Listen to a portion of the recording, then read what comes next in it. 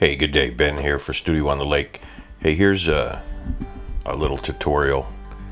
While working on a tower, I decided to show you what happens. This is called a captive ball in a cage, but the reason it's there is there's going to be a bell in the top of this tower. Even though it's not going to be free, the concept of carving it is kind of the same. And the fun part, the little ball in a cage,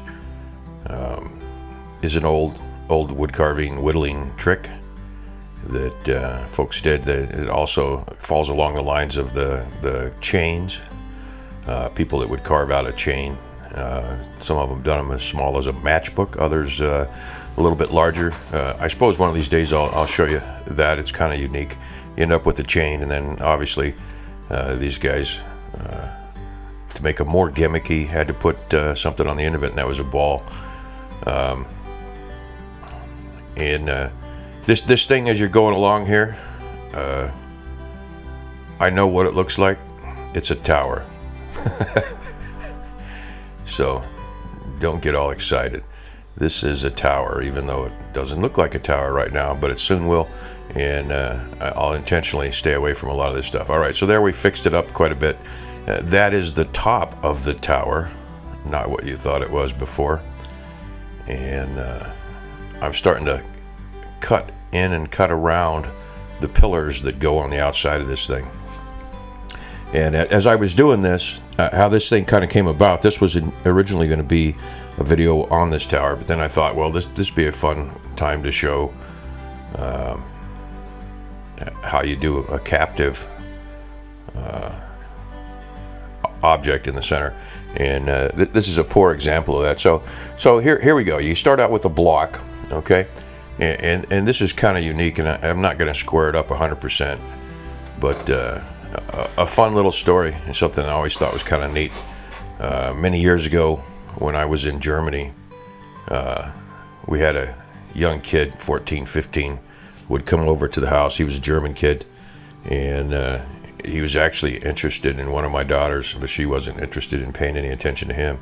So he stood around and talked with me.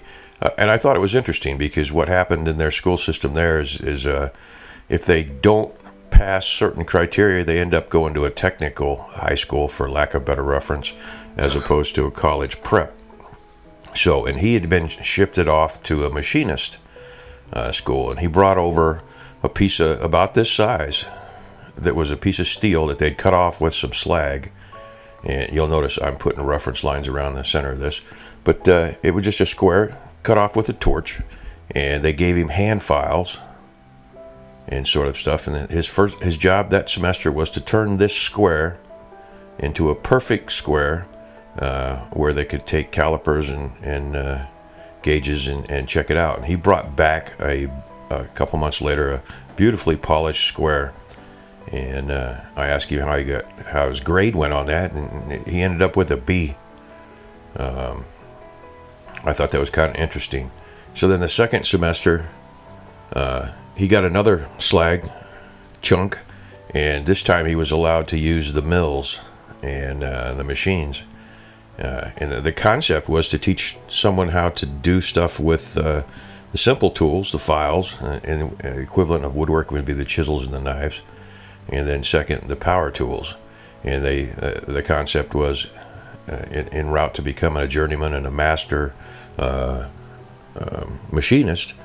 If you spent all that time with a hand file, you appreciated that setting up the machinery or using the machinery and the amount of time that saved. But interestingly enough, the second thing he did was he had to take these two pieces of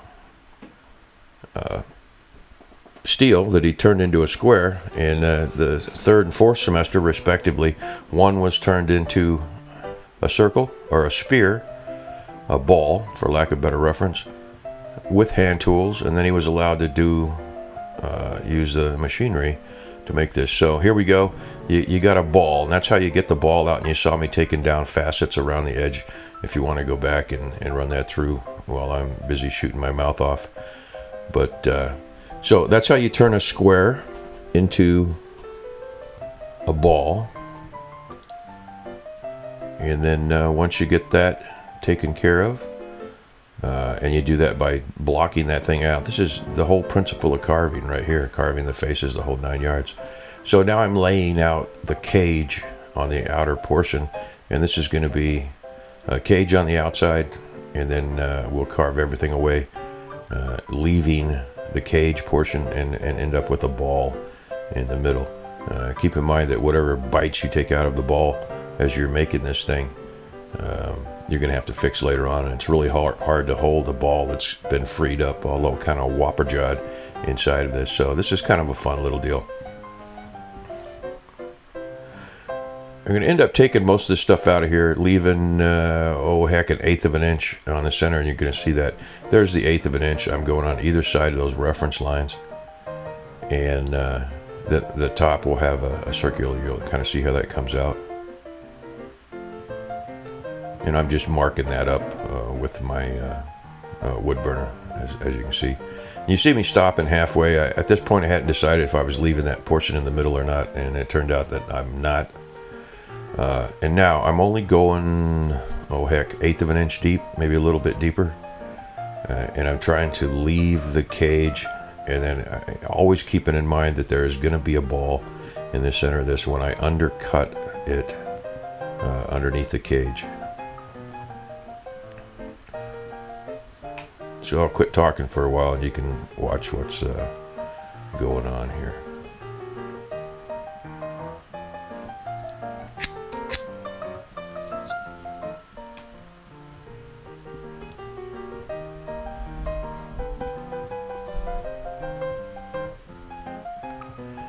So I'm kind of cutting at an angle. You can see the top portion of that is starting to set a ball in the middle, and there's a better one.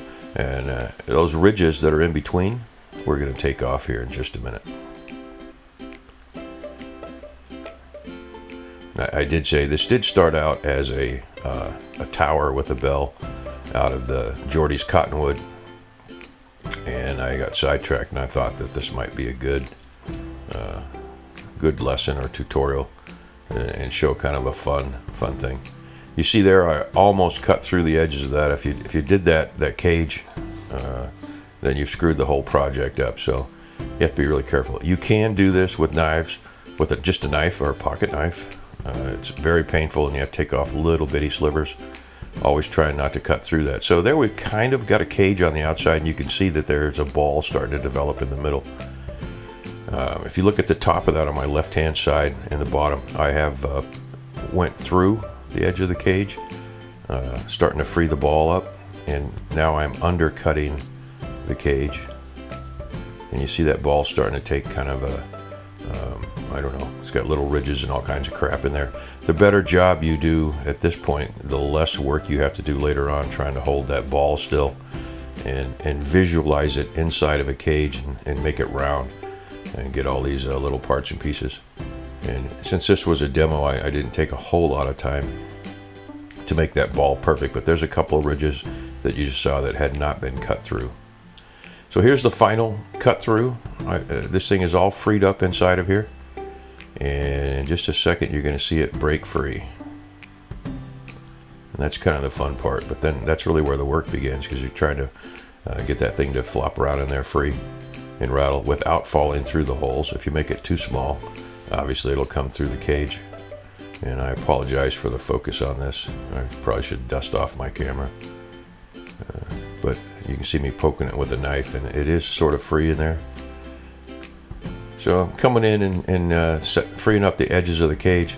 I'll come back and do the ball later. A lot of this I didn't show you, because the idea behind it is pretty evident.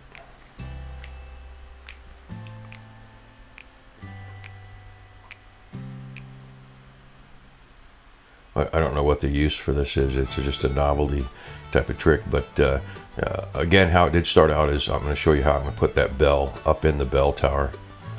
And it's kind of one of those things, is how did you get that perfect bell up in there? So there it is. The cage is all free.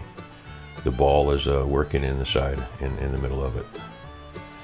And here's the whole concept. You can see the bell. I'm trying to leave the bell inside of that tower. And that's kind of how we got there. So this is coming up to another video. Obviously, I'll finish this tower up, but you can see I'm putting in the roof line. Down in the comment section, there's a bunch of folks that you should follow, and go ahead and check those guys out and check the videos out. So that's into part 1. Subscribe and you'll get part 2 and other stuff. And as always, like, comment. Hey, thanks a lot. This has been Ben with Studio on the Lake.